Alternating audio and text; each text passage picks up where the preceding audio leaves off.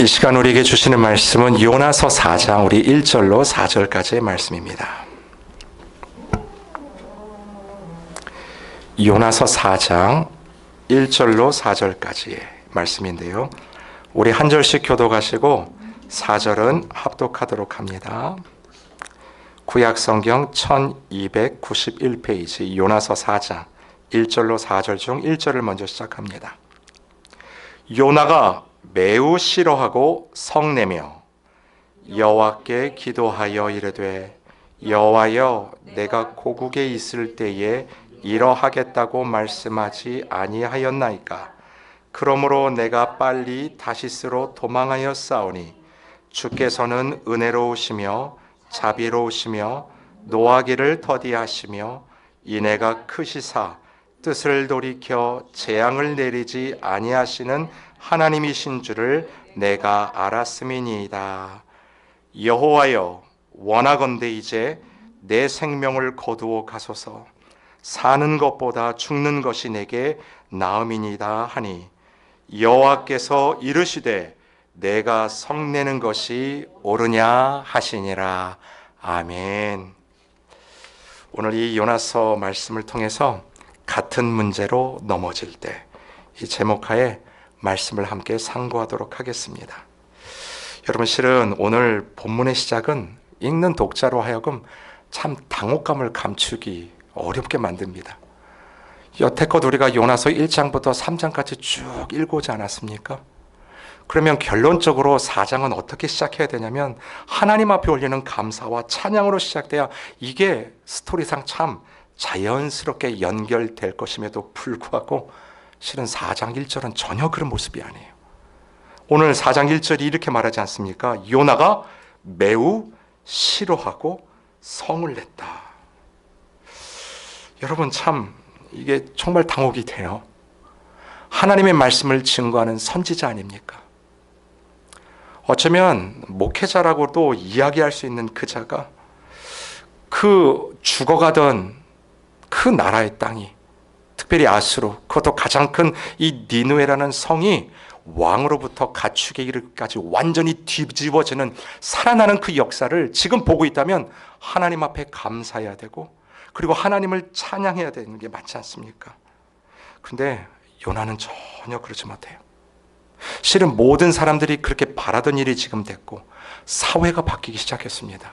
시스템이 바뀌었어요. 완전히 사회 자체가 뒤집어지는 그 역사를 보고 있지 않습니까? 한쪽에서는 그것을 보면서 살맛이 나고 가장 즐겁고 가장 하나님 앞에 영광 돌려야 되는 그 상황 가운데 누구만은 그러지 못하고 있습니까? 요나만은 가장 비참한 시간을 보내고 있어요. 여러분, 3절에는 뭐라고 이 요나가 심지어 고백하냐면 하나님, 차라리 나를 죽여주십시오. 사는 것보다 죽는 게 낫겠습니다. 여러분, 오늘 한번 2절 보실까요? 2절에 요나가 하나님을 향해서 이렇게 기도를 한다고 하는데 제가 읽어드릴게요. 여호와께 기도하여 이르되 여호와여 내가 고국에 있을 때에 이러하겠다라고 말씀하지 아니하였나이까. 그러므로 내가 빨리 다시스로 도망하였사오니 주께서는 은혜로우시며 자비로우시며 노하기를 더디하시며 인애가 크시사 뜻을 돌이켜 재앙을 내리지 아니하시는 하나님이신 줄을 내가 알았음이니이다. 여러분, 실은 요나가 기도를 하고 있다고 얘기하지만 하나님 앞에 폭풍적으로 쏟아놓고 있는 거예요. 어떻게 보면 참 이 말투가 참 비꼬는 말로 저는 들리더라고요. 하나님, 왜 저 자격 없는 자에게 이렇게 사랑을 베푸십니까? 저들은 하나님의 사랑을 받을 자격이 없는 자라고 생각되는데 왜 이런 일들을 행하고 계십니까? 여러분, 그런데 이 문제는 요나가 처음 겪는 문제인가요? 아니죠. 이미 요나서 1장 가운데 요나가 하나님 앞에 겪었던 문제를 실은 4장에서도 똑같이 하나님 앞에 토로하고 있다는 사실 아닙니까? 여러분, 지금 이 요나의 가장 큰 문제가 뭐냐면 하나님의 사랑이 어떻게 작용하는지를 모른다는 것에 있습니다. 하나님의 사랑이 왜 작용하는지, 무엇을 근거로 당신의 사랑이 베풀어지는지 요나가 전혀 이해를 못해 생기는 문제라고 할 수 있어요. 여러분, 그렇다면 하나님은 어떠한 사랑을 베푸시는 분일까요? 실은 참 아이러니하게도 이 요나가 그 하나님의 사랑에 대해서 오늘 이 2절에 고백하고 있다는 것을 여러분 아십니까? 다시 한번 2절을 보세요. 주께서는 은혜로우시며 자비로우시며, 그 다음 뭐라고 표현합니까? 노하기를 더디하시며 인애가 크시사 뜻을 돌이켜 재앙을 내리지 아니하신다. 여러분, 이 요나가 말하고 있는 하나님의 사랑은 어떤 사랑이냐면 오래 참는 사랑. 실은 하나님이요, 요나에게 그걸 가르치고 계시는 거예요. 이 오래 참는다라는 표현을 하기 위해서 요나도 모르게 자기 스스로 하나님 앞에 이 고백을 하고 있다는 것입니다. 그만큼 하나님의 참고 인내하는 사랑의 큼에 대해서 이야기하고 있는 거죠. 여러분, 저와 여러분이 잘 알고 있는 사랑장 고린도전서 13장을 여러분들이 한번 생각해 보세요. 사도 바울이 사랑에 대해서 이야기를 하고 하나님이 우리에게 가르쳐 주신, 아니 하나님이 나에게 보여주신 그 사랑을 이야기할 때 많은 표현들이 있지만 특별히 사랑을 표현하는 첫 번째 문구 여러분 기억하십니까? 사랑은 뭐죠? 오래 참고예요. Love is patient. 킹 제임스 버전에는 여기가 어떻게 되어 있냐면 Love is long suffering이에요. long suffering. 사랑이 뭔가 그 suffering인데요, 그냥 단기가 아니라 길게 참는 그 자체가 실은 사랑이라고 이야기합니다. 그리고 이 사랑이 끝나는 것에 어떻게 표현하냐면 모든 것을 참으며 모든 것을 믿으며 모든 것을 바라며 마지막 어떻게 해요? 모든 것을 견디느니라. 그러니까 사랑이 뭐냐면 오래 참음으로 시작해서 견디는 것으로 끝나는 그 모든 과정이 실은 사랑이에요. 근데 오늘 요나서에 등장하는 하나님이 바로 이러한 사랑으로 우리에게 베풀고 계시다라는 거죠. 여러분, 이 하나님의 long suffering을 우리 요나에게 그대로 한번 적용해 볼까요? 하나님의 그 명령을 받았음에도 불구하고 니느웨로 가지 않고 다시스로 도망가지 않습니까? 그것도 밑창으로 들어가서 굴굴 잠을 그 자는 그 요나를 생각해 보세요.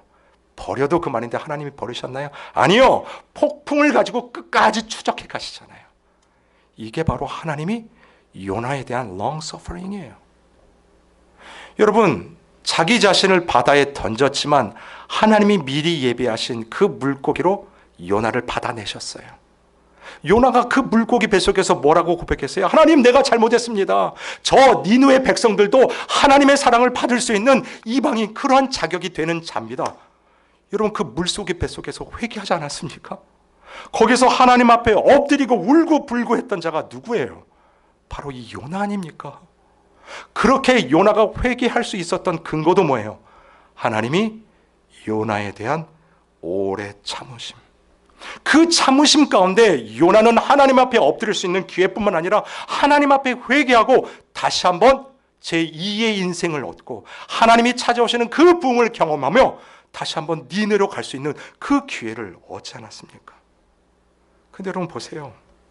그 사랑을 받았던 요나가 여전히 그 사랑 가운데 있음에도 불구하고 오늘 본문 4장에 와서 그 하나님의 사랑이 베풀어주고 있는 현장을 눈으로 보고 있으면서 뭐라고 이야기합니까? 하나님, 왜 저들에게 이 사랑을 베푸십니까? 저들이 이 사랑을 받을 자격이 있다라고 생각을 하십니까? 여러분, 아예 하나님 앞에 두루눕고 있어요. 그리고 하나님, 차라리 내 생명을 거두어 가십시오. 사는 것보다 죽는 게 낫겠습니다. 하나님을 협박하고 있는 장면을 저와 여러분이 보지 않습니까? 여러분, 어떻게 이럴 수 있을까요? 어떻게 하나님께 살림을 받았던 그 요나가, 선지자인 요나가 이럴 수 있을까 싶지만 실은 여러분, 이 요나의 모습이 묵상을 하는데 너무가 이해가 됩니다. 왜냐하면 이 요나가 바로 나라는 것이 깨달아지더라고요. 같은 문제에 빠져 있는 이 요나의 모습을 보면요, 우리가 중요한 교훈을 하나 배우게 됩니다. 뭐냐면 우리가 하나님의 사랑을 한번 제대로 체험했다 할지라도 우리가 똑같은 문제에 다시 넘어질 수 있는 가능성이 있는 사람들이라는 거예요.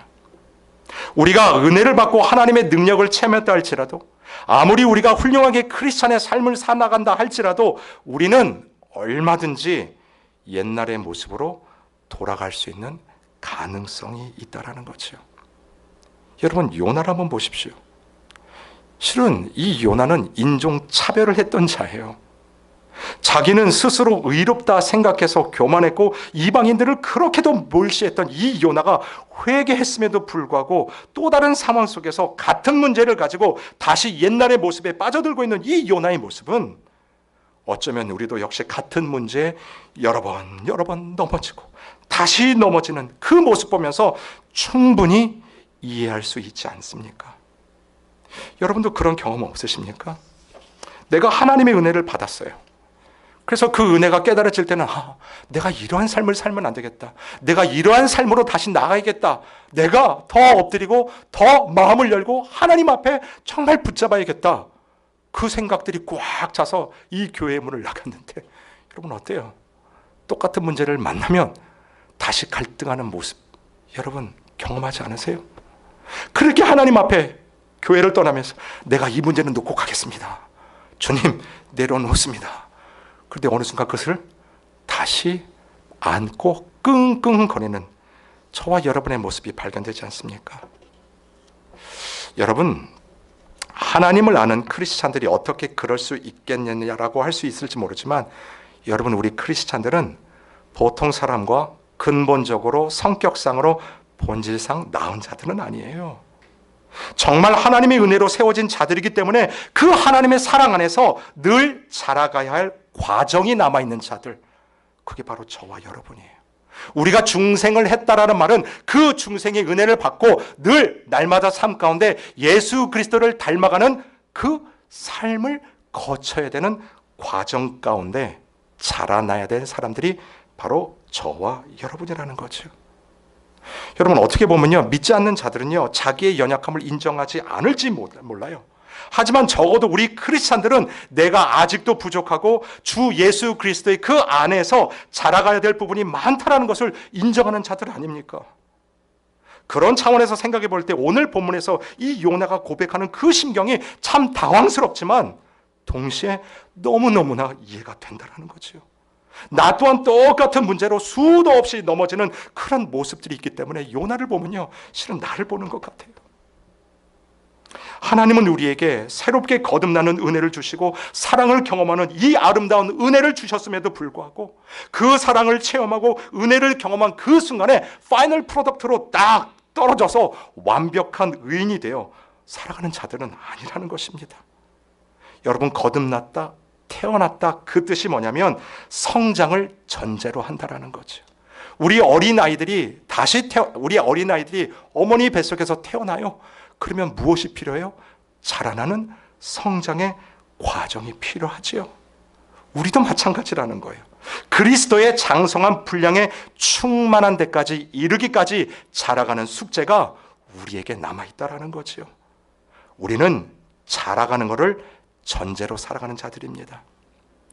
예전에 제가 한번 이분의 이야기를 한 적이 있는데, 오인숙 작가가 쓴 책 중에 너희 자녀를 노엽게 하지 말라, 제가 이 부분을 한번 여러분에게 설명한 적이 있습니다. 이 작가에게 딸이 있었는데 이 딸이 너무 게으르고 방을 잘 치우지 않고 늘 지저분하게 사는 거예요. 그래서 이 어머니가 어떻게 하면 저 딸을 고칠 수 있을까? 아무리 해도 딸이 고쳐지지가 않는 거예요. 그래가지고 이분이 생각한 게, 우리 딸은 꽃을 좋아하니까 이 딸을 위해서 하얀 꽃다발을 삽니다. 그리고 그것을 지저분한 딸 책상 위에 딱 올려놓습니다. 밖에서 들어온 딸이 그걸 보고 너무 좋아하는 거예요. 이야, 꽃이 이쁘다. 그리고 딱 보니까 이 꽃에 걸맞는 꽂아야 될 이 꽃병이 너무 더러운 거예요. 그래서 어떡합니까? 그 꽃병을 깨끗이 닦기 시작해요. 그리고 거기다 꽃을 딱 놓습니다. 너무나 즐겁죠. 아니 이 깨끗한 꽃병과 아름다운 꽃을 보니까 그 다음 뭐가 보이기 시작하냐면 내 더러운 책상이 보이는 거예요. 그 다음 어떻게 쓸까요? 이 책상을 깨끗이 치우는 거죠. 책상을 다 치우고 나니까 그 다음에 뭐가 보이기 시작하면 내 방이 돼지우리라는 게 보입니다. 그래서 그 방을 치워나가기 시작하고, 그러면서 그게 어때요? 점점 확장이 되고 구석구석 청소해 나가는 거죠. 여러분, 하나님의 사랑을 체험하고 거듭난 경험을 한 것은 어쩌면 하나님으로부터 이 하얀 아름다운 꽃다발을 선물로 받은 것과 같습니다. 하얀 꽃다발을 받은 그 순간에 온 집안이 일순간에 깨끗해지지 아니하듯이 그 구원의 꽃다발에 걸맞게 나의 책상을 정리하게 되고, 그리고 나의 방을 정리하게 되고, 정확하게 우리의 모습이 하나님의 은혜를 체험하고 나서는 점점 그 구원에 걸맞는 삶으로 자라나고 변화되는 것을 하나님께서 우리에게 꼭 허락하신다는 거예요. 여러분, 이걸 기억하십시오. 하나님은요, 그 과정을 스킵하시거나 뛰어넘게 하지 아니하시고, 우리가 자라나는 그 과정을 하나님은 그 자체로 귀하게 보신다라는 거예요. 여러분, 자라가면서 우리가 넘어질 때가 있어요, 없어요? 있지요. 그래도 우리가 다시 일어날 수 있어요. 우리가 실패할 수도 있어요. 그렇지만 하나님께로부터 받은 그 아름다운 은혜와 사랑으로 인하여 다시 나의 죄, 그것을 돌아다 보면서 일어날 수 있는 힘을 하나님이 저와 여러분에게 주셨다라는 거예요. 무엇을 통해서요? Long suffering. 하나님이 저와 여러분을 오래 참으시는 그 사랑을 통해서 그 힘을 주셨어요. 하나님이 우리를 얼마나 참아주시고 인내하시는지, 우리를 끝까지 붙들어주시는 그 하나님의 사랑이 얼마나 크신지, 그것 때문에 저와 여러분이 다시 일어날 수 있다는 것입니다. 여러분, 그렇다면 우리가 혹 오늘 본문에 나오는 이 요나처럼 정말 이 요나와 같은 마음이 들 때, 하나님 못 살겠습니다, 하나님 차라리 나를 죽여주십시오 라는 이 마음들이 스물스물 내 안에 자리 잡을 때 어떻게 해야 될까요? 여러분, 오늘 본문에 힌트가 있습니다. 4절을 한번 보시죠. 우리 4절을 다 같이 한번 읽겠습니다. 시작. 여호와께서 이르시되 내가 성내는 것이 옳으냐 하시니라. 여러분, 이걸 잘 보셔야 돼요. 요나가 하나님을 해서 막 따졌어요. 그랬더니 하나님이 요나를 이렇게 보시더니, 요나야, wait a minute, 생각해봐라. 지금 네가 나한테 지금 대드는 거, 이게 화내는 게 마땅한 일이라고 생각하느냐. 역질문을 던지셨어요. 여러분, 이건 요나를 향한 하나님의 도전입니다. 요나야, 네가 왜 지금 화를 내고 있느냐? 요나야, 무엇 때문에 그렇게 화가 났고 무엇이 너를 그렇게 화가 나게 하고 너의 이유와 그리고 화가 난 근거가 무엇이느냐? 실은 너의 마음을 살펴볼 것을 하나님께서 도전하고 계시는 부분이에요. 여러분, 왜 화가 났을까요? 실은 이것은 요나뿐만 아니라 저와 여러분에게 도전하시는 하나님의 분명한 도전이라고 저는 믿어요. 여러분, 우리는요 늘 내가 한 행동에 대한 정당화를 합니다. 실은 이게 우리의 일반적인 습관이에요. 우리 한국 속담에도 그거 있어요. 뭐가 있냐면 이유 없는 무덤이 없다. 그렇죠? 우리가 무슨 일을 감당하고 어떤 생각을 하고 내가 그 일을 한 것에 대한 정당화를 하는 게 실은 우리의 모습이에요. 여러분, 요나는 안 그랬을까요? 제가 이걸 보면서 참 하나님 앞에 회개했는데 2절을 다시 한번 보세요. 요나가 이렇게 얘기해요. 여호와께 기도하여 이르되 여호와여, 내가 고국에 있을 때에 이러하겠다고 말씀하지 아니하였나이까. 여러분, 이게 무슨 말인지 아십니까? 요나가 다시스로 도망가면서 몰래 도망간 게 아니라는 거예요. 하나님 앞에 분명히 따지고 간 거예요. 하나님, 나 이제부터는 다시스로 안 가고 니느웨로 안 가고 다시스로 가겠습니다 하고 하나님 앞에 선포를 하고 자기의 정당성을 다 이야기한 다음에 그 자리를 떠났다라는 거예요. 여러분, 그런데 지금 되돌아보니까 이 요나가요, 내가 그렇게도 내세웠던 나를 정당하게 해주는 그런 이유들이 하나님 앞에서 내가 그렇게 할 수밖에 없었다라는 어떠한 이유도 되지 않는다는 것을 깨달았다는 거지요. 하나님이 나를 향한 오래 참으시는 그 사랑 앞에 그것이 도저히 이유가 안 되는 것을 요나가 깨달은 거예요. 여러분, 자신이 잘못했다 깨달아지면 어떻게 하면 됩니까? 하나님 앞에 다시 엎드리면 되죠. 근데 요나를 보세요. 요나가 자존심이 허락하지를 않는 거예요. 심지어 선지자라고 하는 그 요나가 자신이 그 정당성이 하나님 앞에서 잘못되었다는 것이 깨달아졌음에도 불구하고 엎드리면 되는데 그것을 하지를 못하는 거죠. 어쩌면 오늘 본문 속에 이 요나를 보면요, 정확히 나를 보는 거예요. 이 하나님의 은혜가 어떻게 나의 가운데 임했는지도 알고 있고 내가 그 은혜를 받고 어떻게 살아내야 되는지도 분명히 알 것 같은데 나 자신을 부정해야 되는, 즉 나의 의를 십자가 앞에서 꺾어야 하는 이 작업이요, 여기를 넘어서야 되는 거예요. 이 과정을 지금 요나가 하고 있는데, 그러니 어때요? 죽고 싶은 거지요. 하나님, 내가 꼭 이것까지 해야 됩니까? 하나님, 나를 꼭 여기까지 인도하셔야 되겠습니까? 하나님, 내가 꼭 이런 것까지 받아들여야 되겠습니까? 여러분, 그걸 받아들여야 되니까 어때요? 죽고 싶은 거예요. 내 의를 하나님의 그 말씀 앞에 꺾어야 되니까 그게 부딪히는 환경 가운데 여러분, 죽고 싶은 이 요나를 보는 거죠. 결국 이 싸움은 나 자신과의 싸움이에요.